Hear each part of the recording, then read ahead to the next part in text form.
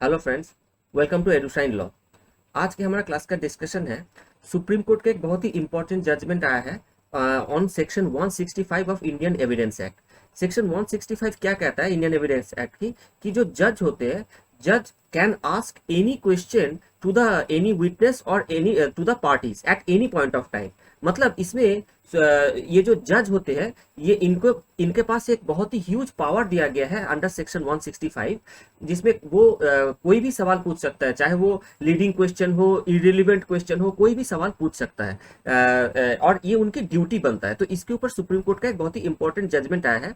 The case is Dinesh Kumar versus the state of Haryana. इसमें देखिए क्या हुआ था कि जो अपिलेंट और अक्यूज्ड है, ठीक है ना, was convicted of murder by the trial court and then it was also upheld by the high court, but then it was set aside by the supreme court and the appellant was acquitted। तो देखिए इसमें basically case क्या है, ये है कि it was alleged that the accused had abducted and murdered the deceased, ठीक है ना। और ट्रायल कोर्ट में उनको इन इन सारे सेक्शन में उनको कन्विक्ट किया गया था, ठीक है। एक्चुअली दो एक्यूज था, इसलिए सेक्शन 34 यहाँ पे लगाया गया है। 34 of IPC is about the common intention, क्योंकि वहां पे दो एक्यूज था। And the high court upheld the verdict and trial court verdict, but this was set aside by the supreme court. अब देखिए सुप्रीम कोर्ट की जो ऑब्जर्वेशन है, यहाँ पे तीन मेन ऑब्जर्वेशन है, ठीक है ना। सबसे पहले बता दूं, सुप्रीम कोर्ट ने ये कहा कि ये जो एक मैटर है, यहाँ पे टोटली सर्क्यूमस्टेंशियल एविडेंस के ऊपर हमें बेस करना पड़ रहा है, ठीक है ना, डिपेंड करना पड़ रहा है। तो जब सर्क्यूमस्टेंशियल एविडेंस के ऊपर डिपेंड करना पड़ता है, it always begs for the question of motive. Motive क्या है, और इस केस में ये जो मोटिव दिखाया गया है, इस मोटिव थोड़ा सा डाउटफुल रहा है, थोड़ा कन्विंसिंग नहीं रहा है। तो यहाँ पे जो पहला ऑब्जर्वेशन सुप्रीम कोर्ट ने दिया है वो ये है कि यहाँ पे एक एक थ्योरी अप्लाई हुआ है, last seen together theory. Last seen together theory किस सेक्शन में कहा गया है, section 7 of Indian evidence act, जहाँ पे last seen together theory apply होता है।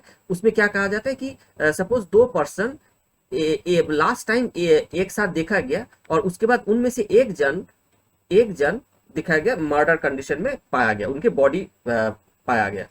तो इसमें एक इन्फरेंस किया जाएगा कि जो दूसरा पर्सन है, he will be responsible for his murder। ये एक इन्फरेंस किया जा सकता है। it becomes relevant।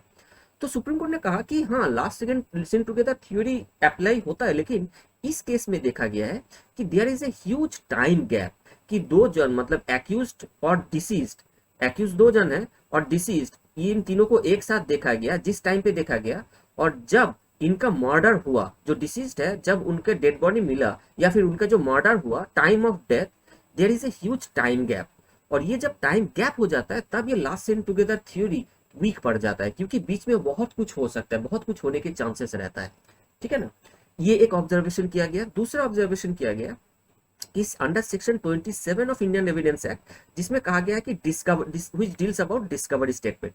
तो डिस्कवरी स्टेटमेंट कब होता है, जब कोई भी एक एक्यूज्ड पुलिस कस्टडी में रहता है और फिर वो ऐसे कोई चीज बताता है जिसके डिस्कवरी किया जाता है पुलिस द्वारा, which was not known to anyone, it was not possible for anyone to know it, whereas only the accused person knows it, और उसके तब डिस्कवरी होता है, तब जाकर के वो एडमिसिबल एंड रिलेवेंट बन जाता है।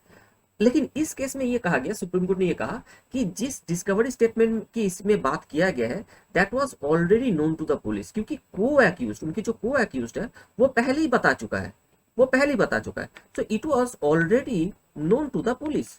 तो यहाँ पे अगर पुलिस अगर पहले से पता था पुलिस को, तो फिर ये कैसे अप्लाई, डिस्कवरी स्टेटमेंट कैसे अप्लाई होगा। और इसलिए कहा गया कि it must be of a distinct fact, not already known fact, it has to be a distinct fact, ठीक है ना। और जो तीसरा इंपॉर्टेंट ऑब्जर्वेशन किया गया वो ये है, which is under section 165 of evidence act, जो हमने पहले ही डिस्कस किया है कि द जज of trial court must not be a mute Spectator but should participate in the trial, ठीक है ना। इसमें क्योंकि सेक्शन 165 में जज को काफी पावर दिया गया है, वाइड पावर दिया गया है, he can ask any question to make himself clear, to make himself about doubt free about the incident, ठीक है ना।